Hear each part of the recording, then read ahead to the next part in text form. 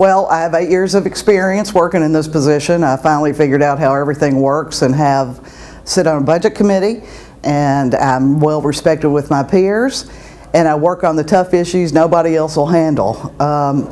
As you know, I'm not like the others. I'm down there to push through progressive agenda, not to necessarily promote a party.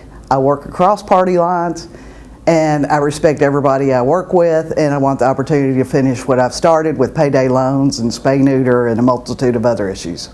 Oh, that's a great question. It was Mr. Chisholm, who was my 6th grade teacher, and when I was growing up, male teachers were rare.